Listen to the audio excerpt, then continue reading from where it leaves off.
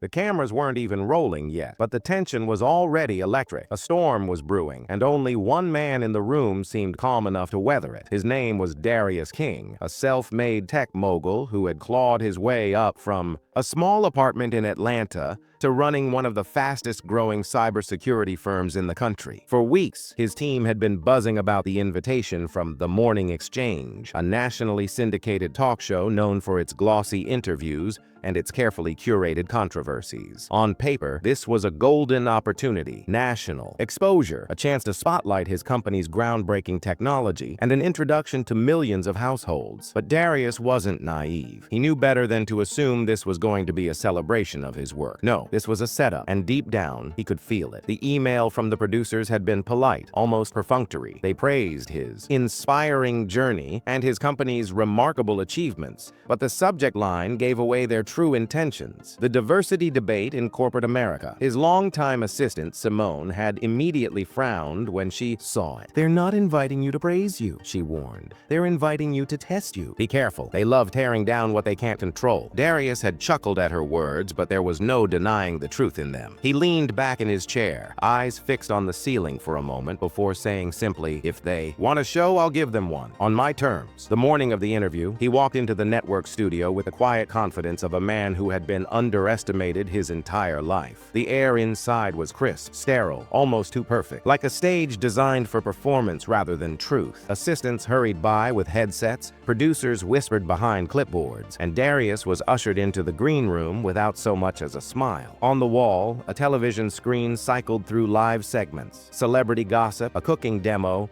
then the ominous preview card, the black tech boom, talent or tokenism. His jaw tightened, but his face gave nothing away. If this was the game they wanted to play, he was ready. When they finally brought him onto the set, the lights hit him hard, hot and merciless, but he didn't flinch. Across from him sat Evelyn Shaw, the show's veteran host, a woman whose reputation for sharp questions and sharper smiles had made her both respected and feared. She greeted him with a warmth that looked good on camera, but didn't quite reach her eyes. "Darius King," she said smoothly, "CEO of King Tech, a true American success story." He nodded politely, thanking her for having him. But even in that brief exchange, he saw it, the glimmer of condescension hiding behind the compliment, the unspoken "but" waiting in her throat. At first, the questions were predictable. She asked about his company's $250 million defense contract, his patented encryption system, his rise from humble beginnings. He answered with poise, giving just enough detail to impress without sounding rehearsed. The audience nodded along, intrigued. But then Evelyn's tone shifted. She leaned forward slightly, cards in hand, and asked the question he knew was coming. "Some critics argue that contracts like the one your company landed are less about innovation and more about diversity incentives. Do you think your success is truly based on merit? Or are you benefiting from special treatment?" The air seemed to thicken. Even the camera operators paused ever so slightly, as if waiting for his reaction. Darius let the silence linger just long enough to make the audience lean in. Then, with a calm smile, he said, "It's funny how success always becomes special treatment when someone like me achieves it. When old money firms, companies run by the same families for generations, land billion-dollar contracts, nobody questions it. But the moment a black entrepreneur breaks through, suddenly we're accused of playing on an uneven field. Isn't that curious?" A ripple moved through the studio, subtle but undeniable. Evelyn didn't flinch, though her smile sharpened. "So you're saying race played no role at all in your success?" she pressed. Darius tilted his head, his voice steady. "When SpaceX won its NASA contracts, did anyone suggest it was because Elon Musk met a quota? When Jeff Bezos secured government deals for Blue Origin, did anyone imply his background gave him an unfair advantage? Or do we only ask that question when the face of the company looks like mine?" The audience's silence was deafening. Evelyn shuffled her cards, her eyes narrowing just slightly. "But surely," she countered, "programs exist that give entrepreneurs like you certain opportunities. Minority grants, incentives, those do make a difference, don't they?" Darius leaned forward, resting his elbows on his knees. "They help open doors, yes, but let's not pretend the playing field was ever equal. Those programs are a band-aid on a wound centuries deep. They don't guarantee success. They just give people like me a fighting chance. And even even then, we still have to be twice as good to be taken half as seriously. For the first time, Evelyn's smile faltered. Just a flicker, gone in an instant. But Darius saw it, and so did the cameras. He pressed on, his voice firm but calm. You know what's never asked? Nobody asks which bank gave a multi-million-dollar loan to a white startup. Nobody asks which country club connection or family inheritance smoothed the path. But when a black business thrives, the first question is always, who helped you? Which program pushed you forward? Well, let me tell you, my help came in the form of working 3 jobs while finishing my degree. My help came in the form of sleeping in my office because I couldn't afford rent. That's the help I had. The studio air had shifted. Even the producers behind the cameras seemed frozen, caught between admiration and unease. Evelyn crossed her legs, her tone softening, but her eyes still sharp. That's inspiring, Darius. But let me ask you, do you think perhaps stories like yours are highlighted more in the media because they're marketable? That maybe the narrative of the underdog black entrepreneur gets more attention than the thousands of white business owners working just as hard without the spotlight? Darius chuckled softly, shaking his head. So, let me get this straight. In a world where over 90% of Fortune 500 CEOs are white men,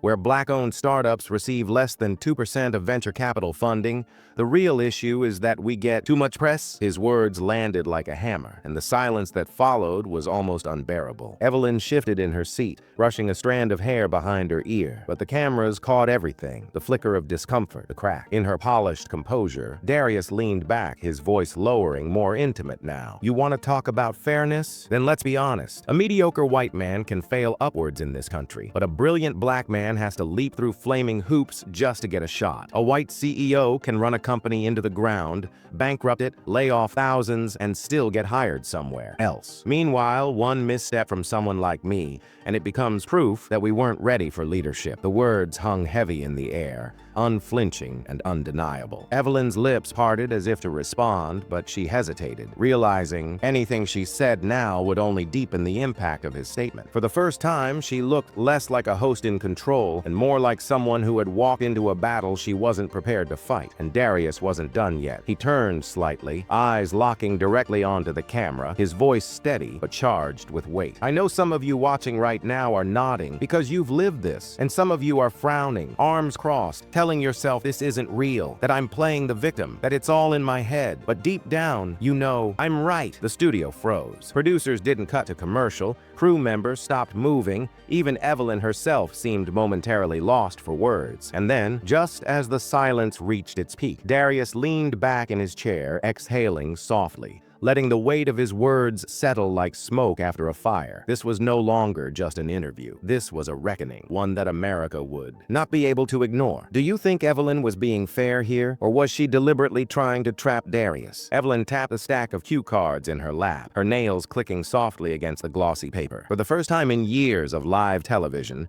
she felt her heartbeat quicken. Darius had just dismantled every insinuation she'd thrown at him, and the audience, though silent, was on his side. She couldn't let that stand. Her reputation was built on control, on exposing cracks in her guests' stories, and right now she looked like the one losing ground. She straightened in her chair, glanced briefly toward the producer behind the glass, and then pulled the last card from her stack with deliberate calm. Mr. King, she began, her voice smoother now, careful, like silk hiding a blade. You've spoken a lot about overcoming adversity, about hard work and merit, but what would you say to those who argue that King Tech isn't as spotless as you claim, that behind the inspiring narrative there are questions? The room tensed. Darius didn't move, but his jaw flexed ever so slightly. Evelyn leaned forward, locking eyes with him. Just last week, an anonymous whistleblower alleged that one of your government contracts wasn't awarded fairly. That political connections, not innovation, played a role. How do you respond to that? The words hit the air like a thunderclap. Gasps rippled through the audience. Even the cameraman's hands shook slightly as he adjusted the focus. Evelyn had done it. She had found her dagger. She pressed on before Darius could answer. It's also been suggested that some of your proprietary code resembles existing frameworks owned by smaller developers. That raises questions about whether King Tech truly innovates or simply borrows. Her words carried that familiar saccharine tone, the kind that dripped with concern while concealing accusation. For a moment, Darius sat perfectly still. He didn't flinch, didn't break eye contact, didn't even reach for the glass of water by his chair. The silence stretched so long that even Evelyn began to wonder if he'd been caught off guard. But then, slowly, he leaned forward, resting his hands on the edge of his chair, his voice low, measured, and sharper than steel. "Evelyn," he said evenly, "you just proved my entire point." The studio froze. Evelyn blinked, thrown off by his calmness. "Excuse me?" she asked, her practiced smile twitching at the edges. "You just accused me of something on live television without a shred of evidence," he continued. "Not a report, not a document, not a name attached, just whispers from an anonymous whistleblower. You're willing to stain my reputation, my company, and the jobs of thousands of employees based on gossip. Why? Because the idea of a black man building something on his own is too hard to believe?" The audience erupted in murmurs. Evelyn opened her mouth to counter, but Darius didn't give her the chance. His voice rose, not in anger, but in command. "Do you realize how dangerous what you just did is? I built King Tech from scratch. Hundreds of engineers, coders, analysts, people who worked nights and weekends because they believed in what we're building. And with one baseless accusation, you just put a target on all of us. You just told America, don't trust them, don't invest in them, don't believe in them, and you did it without proof. That's not journalism, that's sabotage." Evelyn's composure faltered, her smile slipping into something tighter, more defensive. She shuffled her cards, stammering slightly. Well, I'm only asking questions." "No!" Darius cut in, his tone razor sharp. "You're planting seeds of doubt. You frame it as curiosity, but it's poison. And it's not just me. Every black entrepreneur watching this knows exactly what this is. We don't get the benefit of the doubt. We don't get the luxury of mistakes. We get interrogated, discredited, accused, because people like you think our success must have an asterisk." The studio audience began clapping, hesitant at first, then building like a wave. Evelyn blinked in shock, her eyes darting toward the producers as if to ask whether to cut to commercial. But the red on-air light was still glowing, and there was no saving her now. Darius turned slightly toward the camera again, his voice calmer now, but laced with intensity. "Let me make something clear. Every contract King Tech has, we earned. Every line of code we wrote. Every breakthrough we built. And if anyone wants to question that, they can bring evidence. But until then, stop weaponizing suspicion against us. Stop pretending skepticism is the same as truth, because what you're really doing is protecting the status quo, keeping the same people at the top and doubting anyone who looks different from them." The applause grew louder, and for the first time in her long career, Evelyn Shaw looked rattled. Her carefully polished armor of charm and control was cracking in front of millions of viewers. But just as Darius seemed to have turned the entire room in his favor, something happened that no one expected. From the control booth, a voice cut through the producer's headsets, a frantic order. "Don't cut, don't cut, keep it rolling. This is going viral." And then, as the clapping subsided, Evelyn forced a tight smile back onto her face, preparing one last desperate move. She leaned in, her voice lower now, almost conspiratorial. "Darius, if you're so confident in your company's integrity, would you be willing to open your books right here, right now, for America to see?" The question hit like a grenade. The audience gasped again, some even laughing in disbelief. Evelyn had gone for the jugular, and in doing so, she had put Darius in an impossible position. If he said no, skeptics would call him evasive. If he said yes, he'd risk exposing trade secrets live on national television. Evelyn smiled wider now, convinced she had regained control. "After all," she added sweetly, "transparency is the best proof, isn't it?" Darius didn't smile this time. He didn't frown either. He simply stared at her, his silence deliberate, his expression unreadable. Then slowly, he leaned back in his chair, exhaled, and said something that would set the internet on fire within minutes. The audience leaned forward as if the entire studio had tilted toward Darius, waiting to see if he'd crumble under Evelyn's trap. Her smile was sharp, her eyes glinting with the smug confidence of someone who believed she had finally cornered her prey. But Darius remained composed, his silence stretching long enough to become its own kind of power. Then, with a slow, deliberate breath, he leaned forward and spoke in a tone so calm, so steady, that it sent a chill through the room. "You want transparency," he said, his voice carrying to the farthest corners of the studio. "Fine. Let's talk transparency. Not with my books, Evelyn. Not with numbers and spreadsheets that would take months to explain. Let's talk about something the audience can understand right now." Evelyn's smile faltered slightly. "And what would that be?" she asked, her voice betraying the faintest crack. "Your show," Darius said simply. The room went still. Evelyn blinked, uncertain. "Excuse me? You want to put me on trial in front of America?" he said, his eyes narrowing just enough to sharpen his gaze. "Then let's put you on trial too. Let's talk about how many times you've invited black CEOs on this stage just to cut them down. Let's talk about how you frame questions, about how a white guest gets called ambitious while someone like me gets called aggressive. Let's talk about the bias in your journalism, Evelyn, because that's transparency. Everyone watching tonight deserves to see it. A ripple of applause broke out again, stronger this time, raw. Evelyn's cheeks flushed, and for the first time, she looked less like the polished host and more like a cornered animal. Still, she forced a laugh, high-pitched and brittle. "Oh, come now, Darius, this isn't about me." "Yes, it is," he interrupted firmly, "because this is the stage you built. You control the cameras, the edits, the headlines tomorrow morning. You make the rules, Evelyn, and yet somehow you expect me to play defense for 90 minutes while you play prosecutor. But tonight," he leaned in closer, his voice dropping to a low, commanding timbre. "Tonight, I'm not playing your game. Tonight, I'm rewriting it." The audience erupted. Cheers, whistles, even people rising to their feet. Evelyn tried to speak, but her voice was drowned out by the thunder in the room. She shot a panicked glance at the control booth, silently begging for a cut to commercial.